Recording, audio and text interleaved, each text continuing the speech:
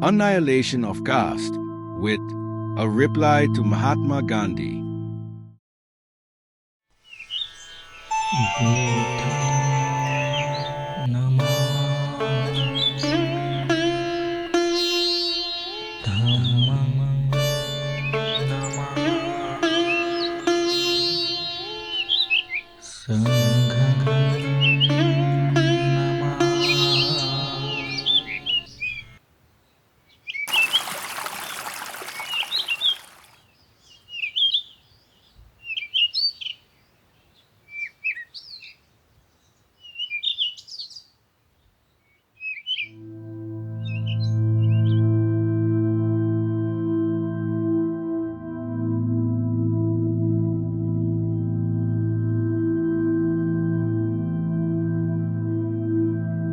Six.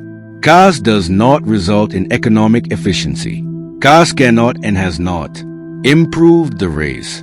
Caste has, however, done one thing. It has completely disorganized and demoralized the Hindus. The first and foremost thing that must be recognized is that Hindu society is a myth. The name Hindu is itself a foreign name. It was given by the Mohammedans to the natives for the purpose of distinguishing themselves.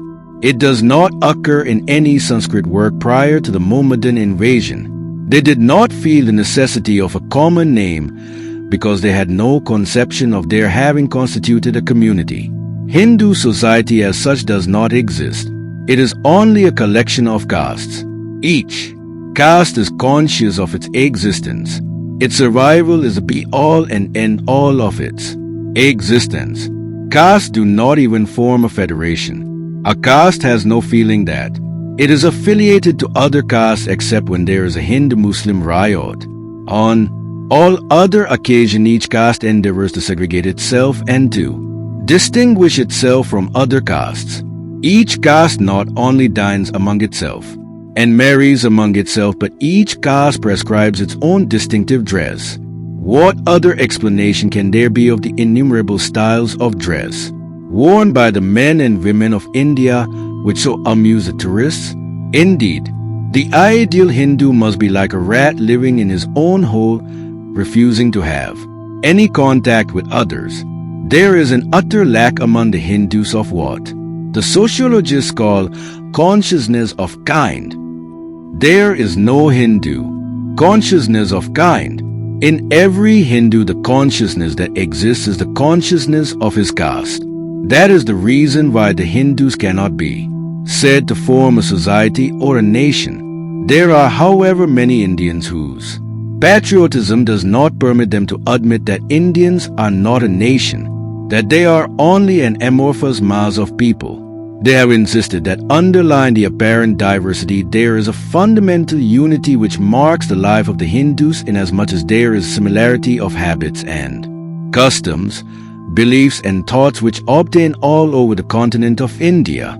Similarity in habits and customs, beliefs and thoughts there is, but one cannot accept the conclusion that therefore the Hindus constitute a society. To do so is to misunderstand the essentials which go to make up a society. Men do not become a society by living in physical proximity any more than a man ceases to be a member of his society by living so many miles away from other men. Secondly, similarity in habits and customs, beliefs and thoughts is not enough to constitute men into society.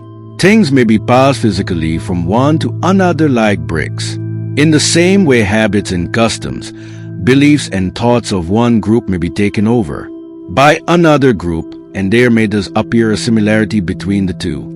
Culture spreads by diffusion, and that is why one finds similarity between various primitive tribes in the matter of their habits and customs, beliefs and thoughts, although they do not live in proximity.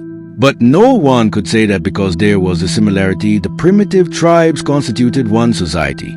This is because similarly in certain things is not enough to constitute a society. Men constitute a society because they have things which they possess in common.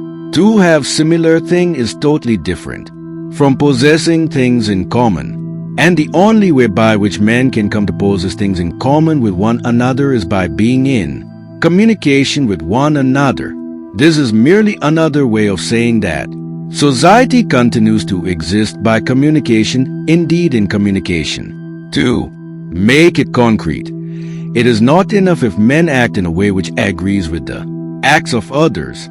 Parallel activity, even if similar, is not sufficient to bind men into a society.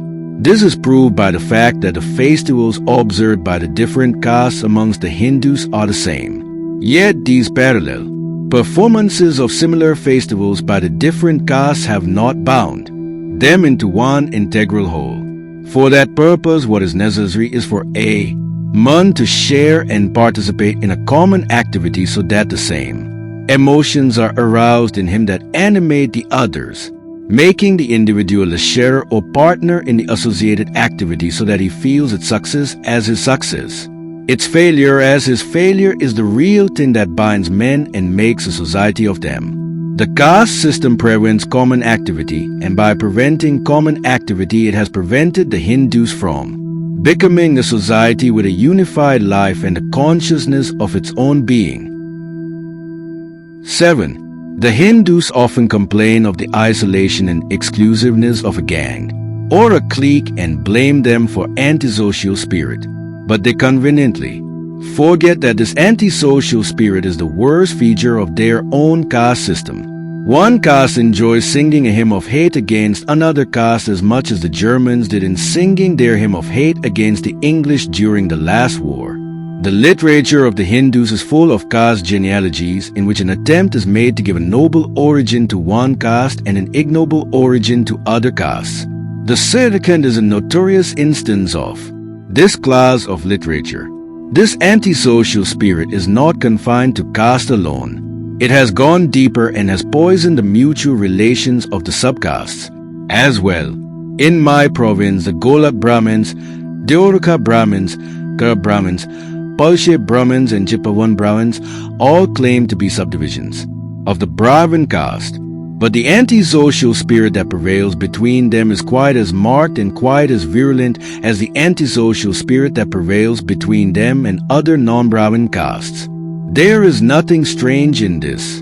An antisocial spirit is found wherever one group has interests of its own, which shut it out from full interaction with other groups, so that its prevailing purpose is protection of what it has got. This antisocial spirit, the spirit of protecting its own interests, is as much a marked feature of the different castes in their isolation from one another as it is of nations in their isolation. The Brahman's primary concern is to protect his interest against those of the non-Brahmins, and the non-Brahmins' primary concern is to protect their interests against those of the Brahmins. The Hindus, therefore, are not merely an assortment of castes, but there are so many warring groups, each living for itself and for its selfish ideal. There is another feature of caste which is deplorable. The ancestors of the present-day English fought on one side or the other in the Wars of the Roses and the Cromwellian War. But the descendants of those who fought on the one side do not bear any animosity, any grudge against the descendants of those who fought on the other side.